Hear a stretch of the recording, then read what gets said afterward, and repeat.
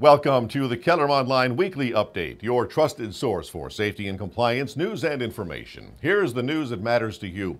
OSHA offers statistics and other evidence to support injury and illness prevention programs in a recent white paper. The agency is developing a rule to require such programs. 3 new OSHA fact sheets will help employers prevent falls during residential construction jobs. The guidance has a detailed explanation of how to use personal fall arrest systems.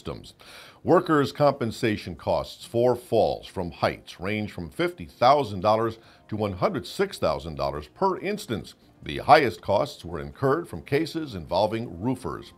Washington employers have a new incentive to provide light-duty jobs to injured workers. Under the Stay at Work program, the state's Department of Labor and Industries will reimburse the employer for half of the injured worker's base wage. Skin disorders are among the most frequently reported occupational illnesses. Guidance from NIOSH provides workers, employers, and occupational health professionals with information on the effects of skin contact with chemicals.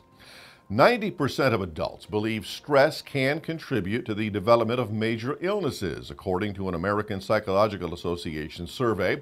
About a third think stress has little or no impact on their own health, but only 29% believe they are effectively managing or reducing stress in their lives.